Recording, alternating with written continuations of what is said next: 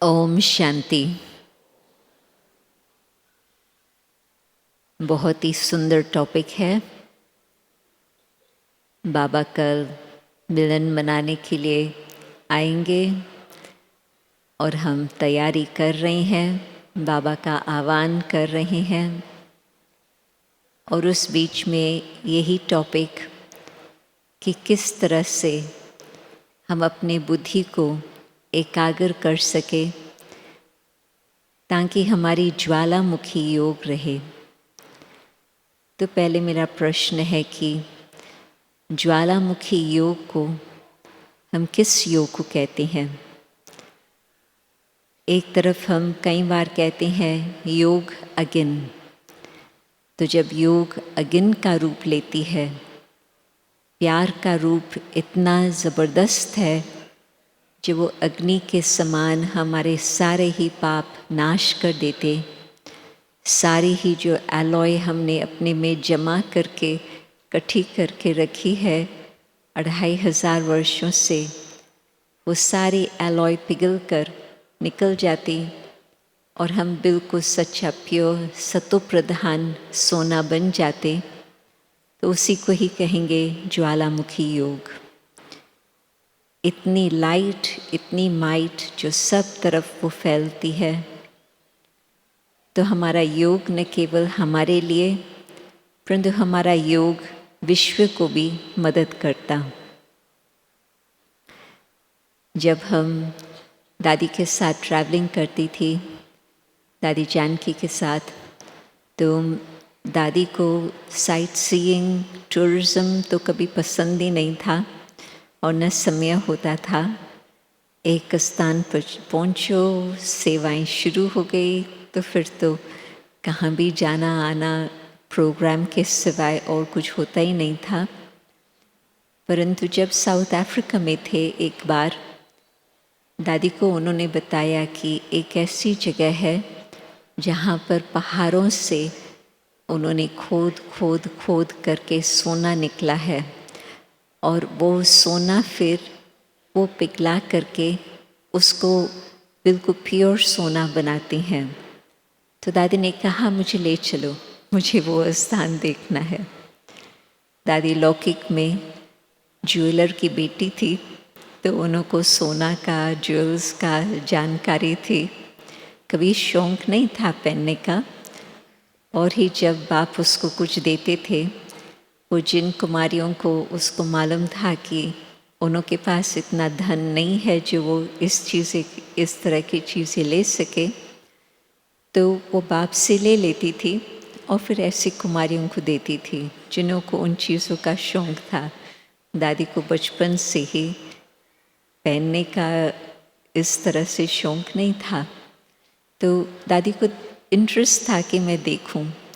तो बहुत नीचे नीचे नीचे लिफ्ट बनी हुई थी जिसमें हम नीचे गए, टनल्स थे और वहाँ पर दिखाया कि किस तरह से कहाँ से वो सोना खोद खोद करके निकालते हैं। फिर वापस ऊपर लेके आए और वहाँ पर उन्होंने दिखाया कि किस तेज़ तेज़ टेम्परेचर पर सोना पिघलता है और जो एलॉय है वो निकल जाता और सच्चा सोना लिक्विड फॉर्म में रह जाता। और वो लिक्विड सोना फिर छोटी छोटी कुपड़ियाँ बनी थी, उसमें फिल होकर के वो बनते गए। तो दादी का कहना था कि देखो, स्थूल में भी सच्चे सोने के लिए कितनी मेहनत करनी पड़ती है। तो बाबा हमें सच्चा सोना बना रहे हैं, तो बाबा को हमारे ऊपर कितनी मेहनत करनी होती है ताकि हम फिर से सच्चा सोना बने। इतना ध्यान देना होता है कि जैसे लौकिक में टेम्परेचर बिल्कुल राइट होना चाहिए। राइट टेम्परेचर नहीं है तो सोना पिघलेगा नहीं और वो एलॉय निकलेंगी नहीं। तो इतना ध्यान सोनार को देना होता जो बिल्कुल हर बात बिल्कुल सही हो। तो बाबा भी एक एक बच्चे के ऊपर इतना ध्यान रखते हैं, इतना प्यार से, इतना समय तक ध्यान रखते, संभालते, आगे बढ़ाते ताकि बच्चों को कोई तकलीफ़ न हो, परंतु फिर भी सतो प्रधान स्थिति सच्चा सोना बन जाए। तो ज्वालामुखी योग वो योग जिससे सतो प्रधानता फिर से वो वापस लौटे। तो उसमें भी कैसे पता चले कि आत्मा सतो प्रधान है? पहले मैं रिजल्ट क्या होती है इस योग अज्ञान द्वारा वो बता रही हूँ, फिर कैसे वो करे वो भी हम देखेंगे। परंतु सतो प्रधान स्थिति वो स्थिति जिसमें कोई प्रकार का लेप छेप आत्मा के ऊपर नहीं पड़ता। सोना इतना वैल्यूबल क्यों है? क्योंकि पानी में भी भिगो, हवा में भी रखो, कुछ उसके ऊपर लेप छेप नहीं, बस सूख जाएगा अपने आप, वो सोना चमकता रहेगा। चांदी के ऊपर असर आ जाएगा, परंतु फिर भी उसको थोड़ा पॉलिश करो, ठीक बन जाती। कॉपर तो ऐसा है जो पानी का, हवा का ऐसा असर होता है जो ऑक्सीडाइजेशन हो जाती और रंग ही बदल कर ग्रीन हो जाता, बिल्कुल रूपरेखा ही बदल जाती। और कॉपर को हाथ लगाने में तो कोई तकलीफ़ नहीं। कॉपर जब रस्ट चढ़ जाता है, हरियाली आ जाती है, उसमें हाथ लगाने का मन ही नहीं करेगा, पता नहीं हमको कुछ लग न जाए। और आयरन जब लोहा है तो लोहा पर तो इतना उसका लेप छेप आ जाता है पानी का, हवा का, जो बिल्कुल उसमें रस्ट ऐसी आ जाती जो बिल्कुल पॉइज़न। तो कभी भी पॉइज़न को तो हाथ लगाएंगे ही नहीं। परंतु आप सोचो कि सत्युग के संबंध में जब आत्मा सतो प्रधान संबंध में आना, प्रेम, प्यार, रिस्पेक्ट, खुशी, सब कुछ, परंतु कोई हिसाब किताब नहीं बना। बिल्कुल आत्मा संबंध में आई, लेन देन किया खुशी का और बस, और आगे चलती चली। और फिर द्वापर तक जब पहुँचते हैं तब तक हाँ, संबंध में कुछ फर्क हो गया, रंग ही बदल गया। संबंध जो प्रेम संपन्न था, खुशी का लेन देन था, दुख का संबंध तो क्या, दुख का बंधन कहेंगे। और कलयुग में आप सोचो कि जितने नज़दीक संबंध है उतने ही उन संबंधों में दुख का अनुभव होता। बाहर वालों के साथ कोई इस तरह का दुख का संबंध नहीं होता, घर वालों के साथ ही लेन देन में ही इतना परिवर्तन हो जाता, जो जिनों के साथ समीप संबंध है, जिसमें इतना प्यार और खुशी और लेन देन बिल्कुल शुभ भावना की हो, वो ही ख़त्म हो गई है। और उसमें कभी हिंसा भी आ जाती, लोभ और मोह और अहंकार तो है ही।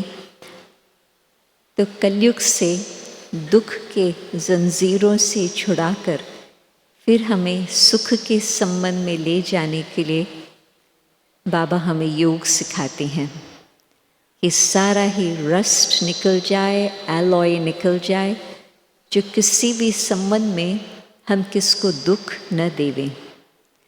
बाबा का ये विशेष मंत्र है, न दुख दो न दुख लो। जब आत्मा कलयुग में है तो ऐसी उसकी स्थिति है जो हम दुख देने नहीं चाहते हैं, हम लेने नहीं चाहते हैं, परंतु ऑटोमेटिकली वो ही चलता।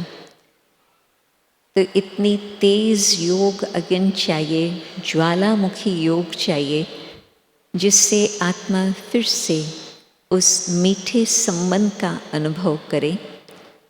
हमारे में परिवर्तन होगा तो संबंधों में ऑटोमेटिकली परिवर्तन होगा।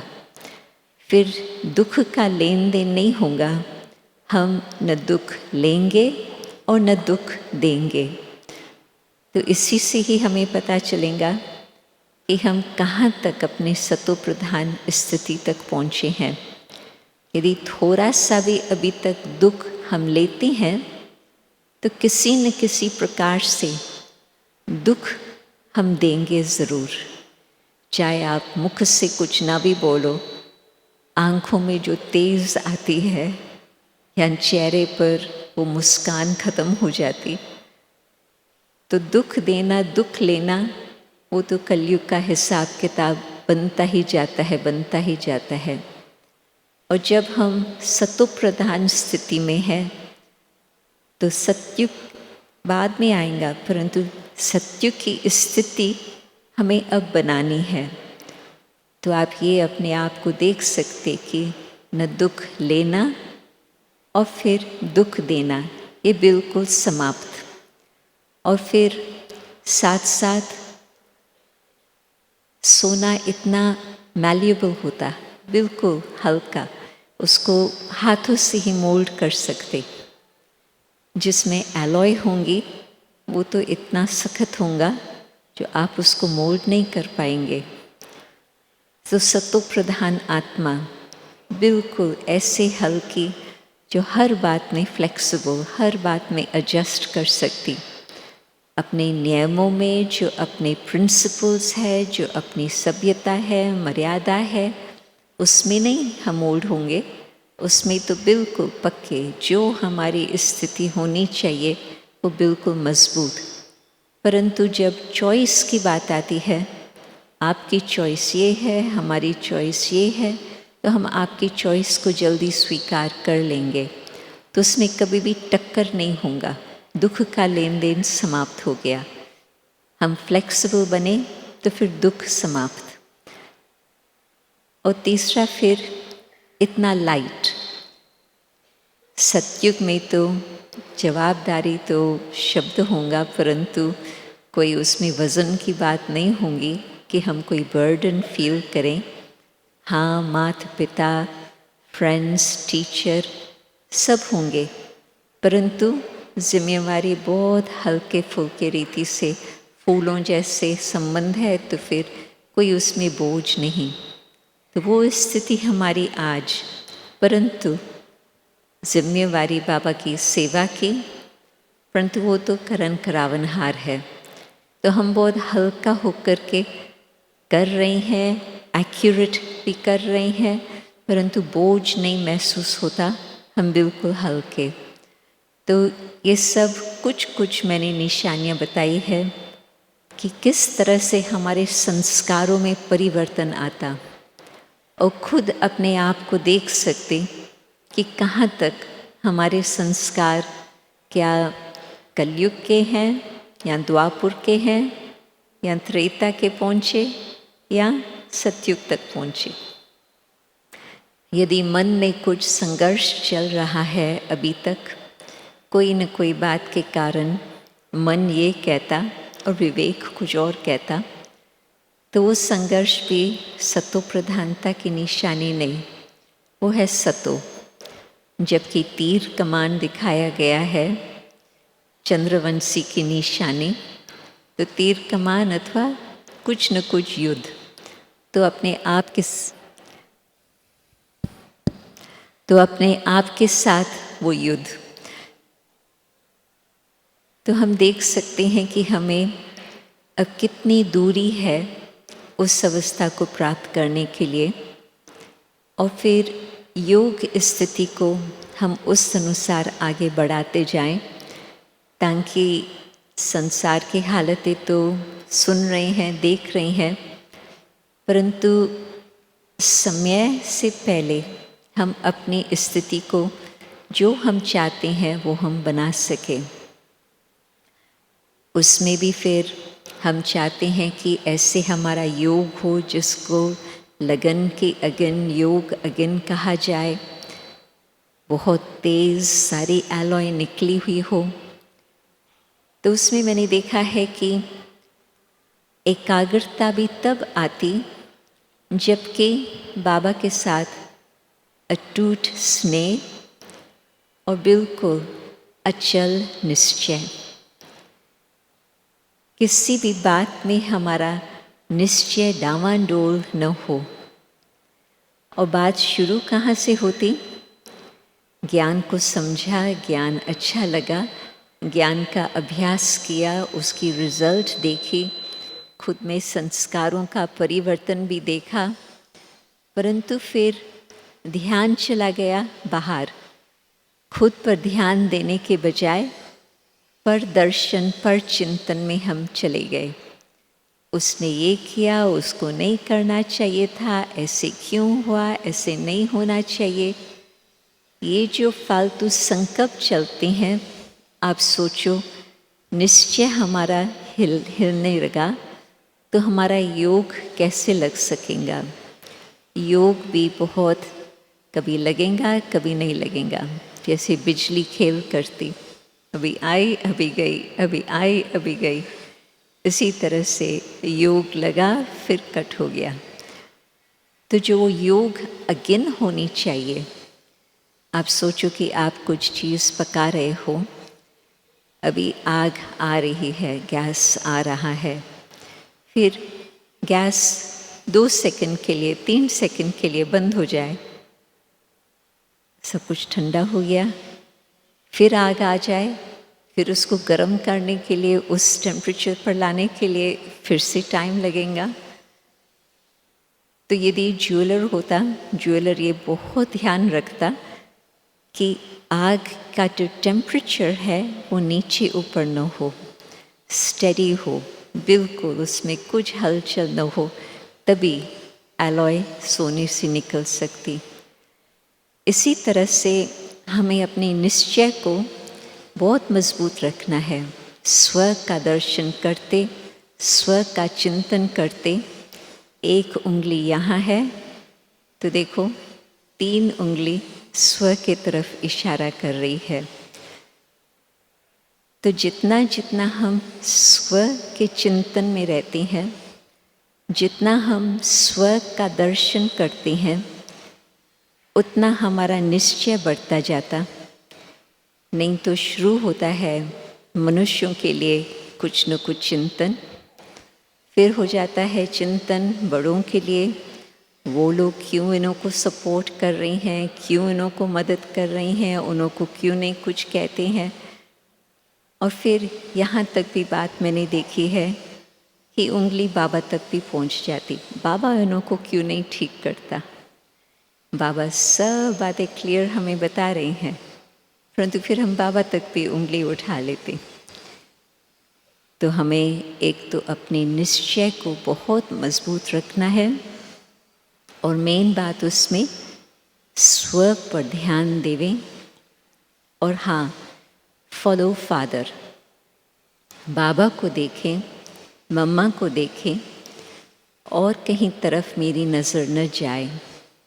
और यदि हम देखते हैं औरों को, तो उन्हों के गुणों को देखें, न कि और कोई बात देखें। आप सोचो, जो भी बाबा के बच्चे हैं, जो निश्चय के आधार से अभी पुरुषार्थ कर रही हैं, योग लगा रही हैं, बाबा को पहचाना है, तो बाबा कहते हैं कि लास्ट वाली आत्मा भी विजयी आत्मा ज़रूर बनेंगी, अंत में ज़रूर घर चलेंगे मुक्ति में, और फिर जीवन मुक्ति में भी आएंगे। और दूसरा, मम्मा ये कहा करती थी कि जिनों के लिए आप आज कुछ भी कह रहे हो, आप भूल गए हो कि कौन सी आत्माएं हैं। ये वही देव आत्माएं हैं जिन्हों की हमने आधा कल्प पूजा की है, वही पूजनीय आत्माएं हैं। और हम भूल जाते हैं इस बात को, और फिर साधारण बातों पर हमारा ध्यान चला जाता, क्योंकि 2500 वर्ष की आदत है नेगेटिव सोचना। तो हम औरों के प्रति बहुत जल्दी नेगेटिव बात देख लेते हैं, गुणों को नहीं देखते हैं। एक बार मुझे याद आता कि एक बहन पहले तो बहुत अच्छा पुरुषार्थ करती थी, ये लंदन की बात है, और फिर उसका ध्यान अपने करियर, अपनी जॉब को आगे बढ़ाने के लिए चला गया। तो ज़्यादा समय फिर काम भी करे, स्टडी भी करे, पुरुषार्थ भी करे, तो बहुत उसके क्लासेस मिस होते रहे। परंतु फिर उसको संकल्प आया कि मैं मधुबन जाएंगी तो मेरे पुरुषार्थ में मदद मिलेंगी। तो वैसे और सब नियमों को तो पालन कर ही रही थी, और दादी को तो वो स्पिरिचुअल अथॉरिटी थी जो दादी देख करके फिर डिसीजन ले सकती थी कि हाँ भले तुम मधुबन जाओ, स्पेशल फैसिलिटी। तो वो मधुबन आई और ट्रांसलेशन की ज़रूरत होती थी, तो मैं ट्रांसलेट कर रही थी उसके लिए। तो मुझे इंटरेस्ट था कि बाबा इसको क्या बोलेंगे। ये है अर्ली 80s की बात, जब बाबा पर्सनल मुलाकात करते थे ये ओम शांति भवन में। तो मैंने सोचा शायद बाबा उसको कुछ सावधान करेंगे कि तुमको रोज़ क्लास में आना चाहिए, कुछ इस तरह से। बाबा ने उसको क्या बोला?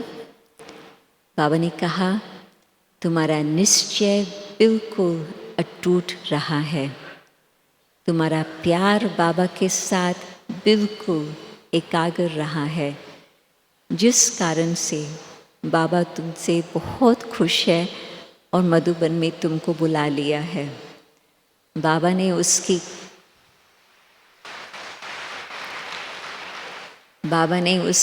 कुछ कमी, कुछ कमज़ोरी का वर्णन नहीं किया। बाबा जानते हैं, तो कुछ बाबा को कहने की भी ज़रूरत नहीं है। परंतु जानते हुए भी बाबा का एक ही लक्ष्य कि मुझे हर बच्चे को ऊंचा उठाना है। तो बाबा उस लक्ष्य से उसको इतना प्यार दिया जो हाँ फिर वो बहन आज तक भी बिल्कुल बाबा की बच्ची है और अभी एजुकेशन से करियर को बहुत आगे बढ़ाती गई।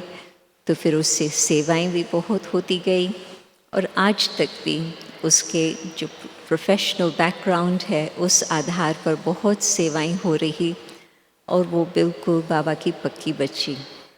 तो आप देखो कि बाबा क्या करते, क्या हम बाबा से सीख सकते कि हमें भी ऐसे करना है, किसकी कमी कमज़ोरी को न देख करके ये भावना हो कि ये आत्मा और आगे बढ़े, इस आत्मा का भी उद्धार हो जाए, इस आत्मा का भी कल्याण हो जाए।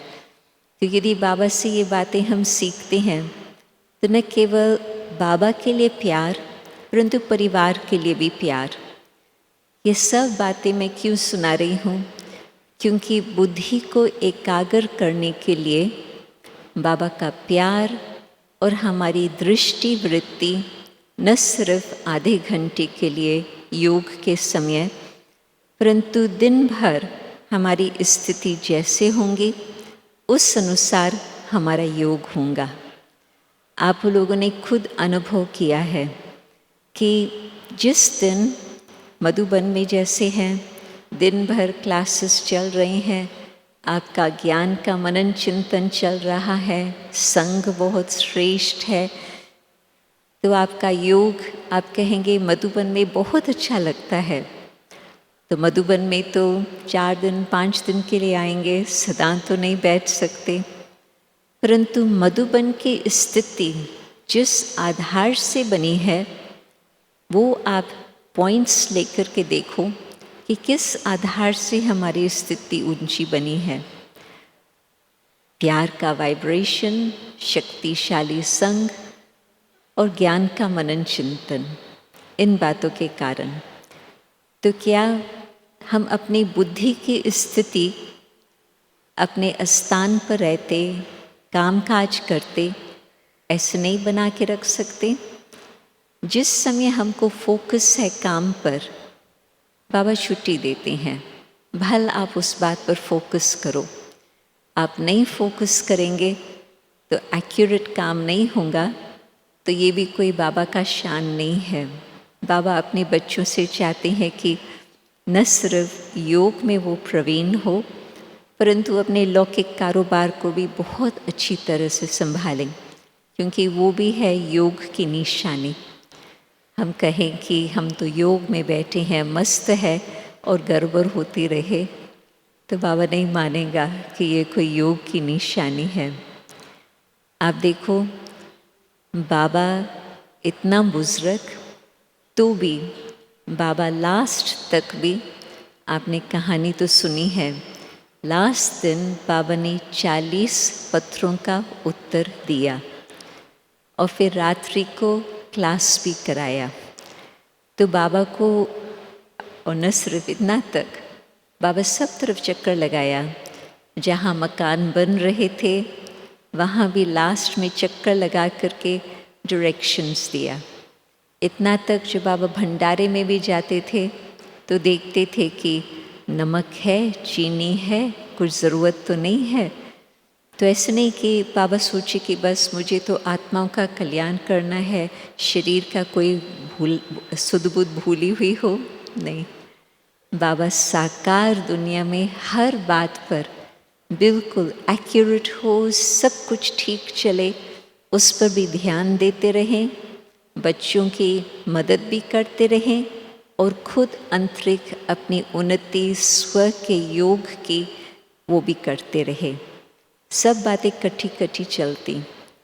कहीं फिर समझते हैं कि यदि हम बस शांत में तपस्या में बैठ जाएं, उससे हम जल्दी कर्मातीत बन जाएंगे, हमारी वो ज्वालामुखी योग की स्थिति हो जाएंगे। और बात क्या होती है, मन को यदि, बुद्धि को यदि हमने ठीक प्रकार से संभाला नहीं है तो वो एकाग्रता ही नहीं होंगी जिससे हमारी योग की स्थिति ऐसे हो। तो दिन भर हमारा जो कार्य है, दृष्टि है, वृत्ति है, कृति है, उस अनुसार हमने जो स्थिति बनाई है, आप योग में बैठो तो हाँ, तुरंत ही बाबा के साथ संबंध और वो योग की ज्वाला रूप वो बहुत जल्दी आपको अनुभव होंगी। तो कहने का मतलब कि जो भी हमें करना है हम करें अवश्य, परंतु किस स्मृति में हमें रहना है। कारोबार है, फोकस करना है, ध्यान देना है, ठीक है, परंतु उसके बाद और उससे पहले दिन भर में 8 घंटे के कारोबार में मुझे लगता है कि शायद मुश्किल से आधा समय या आधा से भी कम समय 4 घंटा ही एक्चुअल फोकस होता, बाकी समय तो अनेक और बातों में जाता।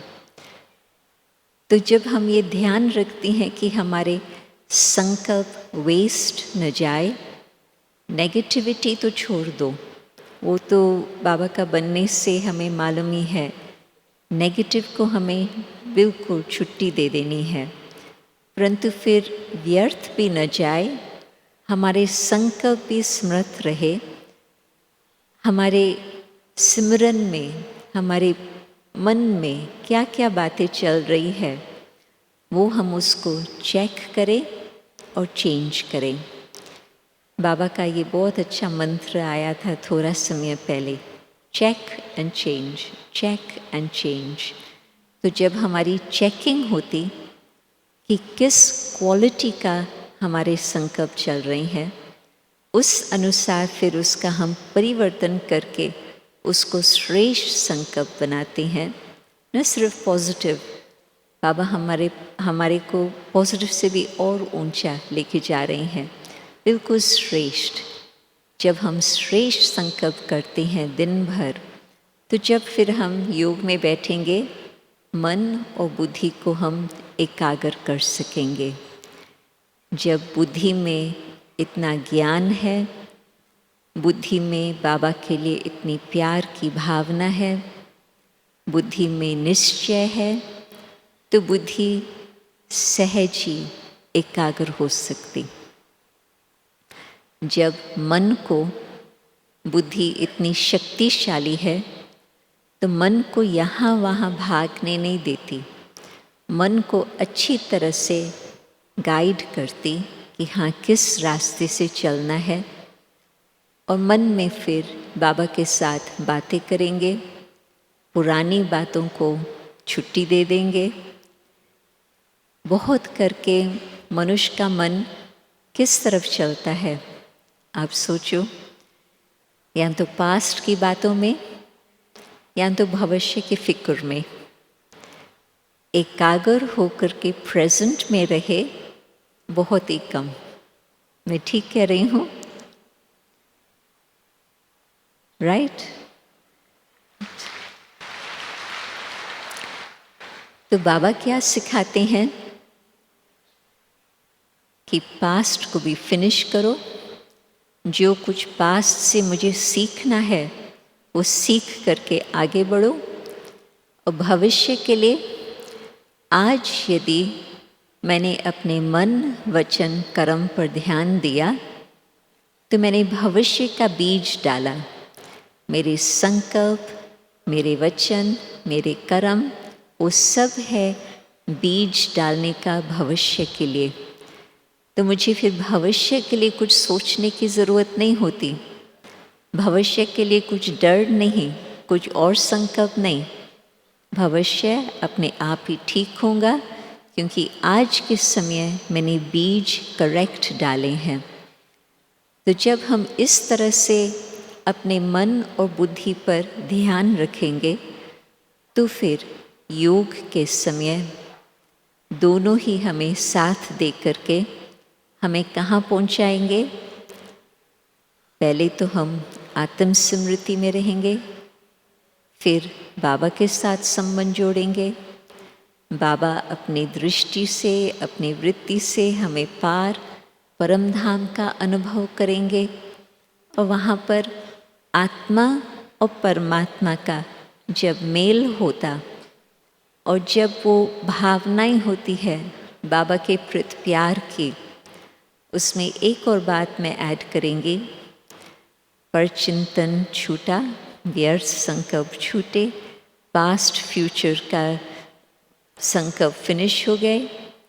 बाकी और हमें बाबा को सदा थैंक्स देने का संकल्प रखना है। सवेरे से आप उठो और पहला संकल्प आए, बाबा बहुत बहुत धन्यवाद, आपने हमें बहुत अच्छी जीवन दी है। दिन भर कदम कदम पर बाबा को थैंक्स देते चलो। क्यों? क्योंकि कदम कदम पर फिर भी हमारी आपकी जीवन बहुत आराम से चल रही है। जब हम लोगों की स्थिति को देखते हैं, कितना दुख, कितनी अशांति, कितना दर्द है संसार में, और हम अपने जीवन को देखते हैं, तो क्या दिल से बाबा को हम धन्यवाद नहीं करते? कदम कदम पर हम बाबा को थैंक्स देते रहें।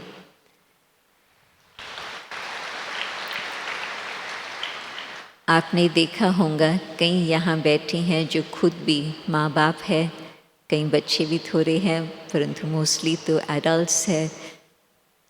तो उसमें जब आपके बच्चे कोई बात का कदर करते हैं तो आपके मन में क्या आता? हम और भी उन्हों को कुछ देवें। और यदि आप कुछ बच्चों को दे रहे हैं, प्यार भी दे रहे हैं, सब कुछ पालना भी कर रहे हैं, परंतु आप देखते हैं कि बच्चों को उसकी वैल्यू नहीं है, इतना कदर नहीं है, तो आप ही सोचते हैं कि हाँ मेरा फ़र्ज़ तो है, मुझे संभालना तो है, परंतु दिल से उनको और आगे हम देते रहें, थोड़ा संकल्प चलता।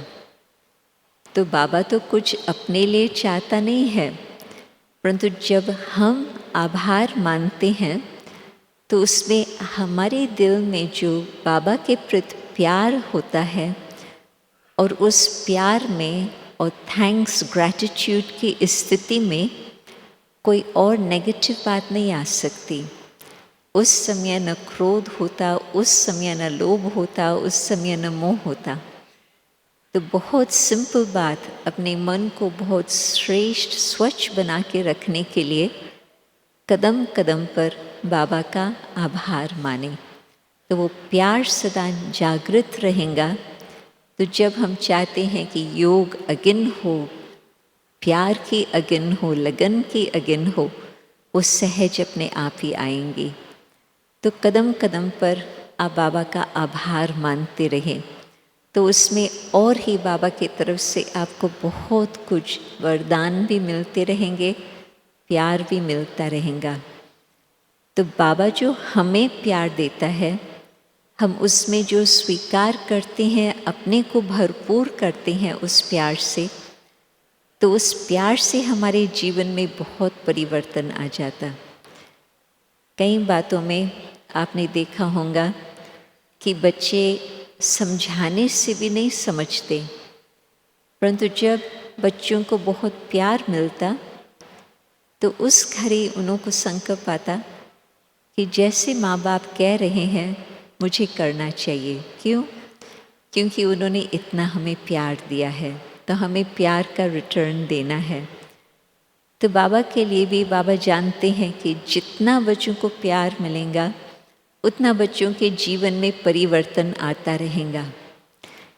तो इस तरह से जब आप अभ्यास करेंगे तो दिन भर बाबा को थैंक्स देते रहे, तो वो प्यार की फीलिंग बहुत ज़बरदस्त आपके पास रहेंगे।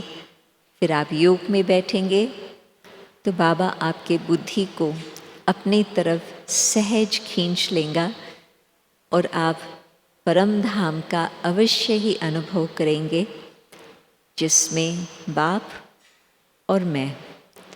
उस स्थिति में हम कहेंगे कि योग की ज्वाला, योग की अग्नि, और उस स्थिति में जो और कुछ भी है आत्मा के अंदर वो बिल्कुल निकल ही जाता, छूट जाता, और आत्मा शुद्ध पवित्र बन जाती। और उस शुद्ध पवित्र आत्मा का जब फिर से यहाँ सृष्टि पर आना होता, क्योंकि ये तो हम बुद्धि योग की यात्रा करते, शरीर के हिसाब से तो यहाँ बैठे हैं, परंतु वो यात्रा करने के बाद हम वापस इस साकार दुनिया का अनुभव करते। तो आप सोचो कि जिसने परमात्मा का प्यार का अनुभव किया, शांति दाता से अपने में शांति की शक्ति भर ली, वो आनंद का अनुभव किया, तो उसका यहाँ पर सृष्टि पर किस तरह से व्यवहार चलेगा। तो एलॉय निकल गई, आत्मा पवित्र बन गई, पावन बन गई, तो प्रैक्टिकल उसका हम स्वरूप देखते हैं। जो भी यहाँ बैठे हैं, मैं समझती हूँ कईयों ने दादियों का अनुभव अवश्य किया होगा। कुछ होंगे जिन्होंने बाद में ज्ञान लिया है, कईयों ने कोविड के समय ज्ञान लिया, तो जूम पर ऑनलाइन ज्ञान लिया, परंतु मेजॉरिटी होंगे मैं समझती जिन्होंने दादियों का अनुभव किया। तो आप जब उनसे मिलते थे, आप क्या कहते थे? दादी जी के लिए सब कहेंगे कि वो बिल्कुल प्यार की मूर्ति, प्रेम की मूर्ति। दादी जानकी के लिए सब कहेंगे कि वो सदा हर्षित और साथ साथ बिल्कुल ज्ञान का गंगा, कॉन्स्टेंटली हर समय दादी ज्ञान की वर्षा करती ही रहती थी, गॉडेस ऑफ विजडम। दादी गुलजार से मिलते थे तो बिल्कुल आत्मा शांत शीतल बन जाती थी। बाबा दादी को कहते थे निरसंकल्प देवता।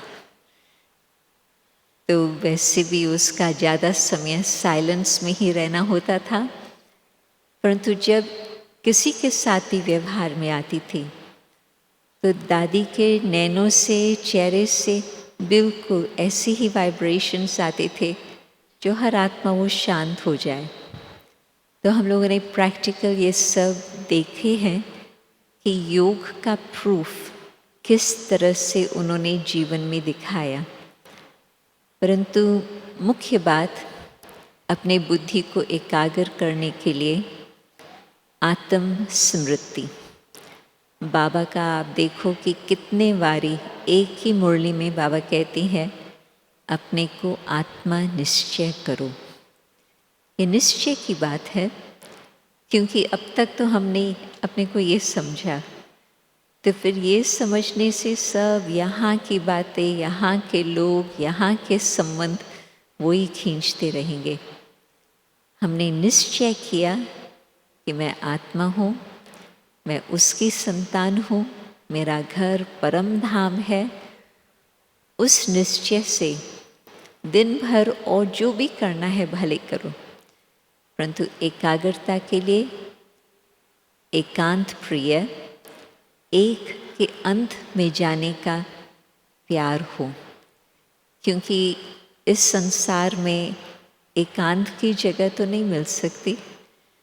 कोई समझते हैं हम दूर चले जाएंगे तो हमें एकांत मिलेगा, फिर वहाँ जाते हैं तो और टूरिस्ट्स होते हैं, तो किसका टेलीफोन, किसका रेडियो, कुछ न कुछ आवाज़ आता ही रहेगा। है ही संसार में नॉइज़ पोल्यूशन, और पोल्यूशन तो छोड़ो, आवाज़ का भी बहुत सारा पोल्यूशन है।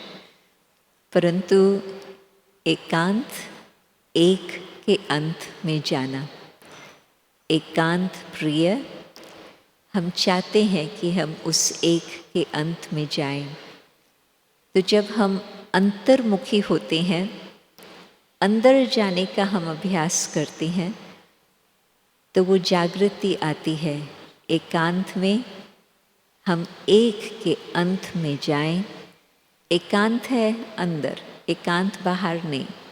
एक के अंत में हम जाएं, तो फिर जितना आप अंदर जाएंगे उतना आपको पता चलेगा कि वो एक कौन है और एक के साथ संबंध जोड़ने से किस प्रकार की प्राप्ति हो सकती।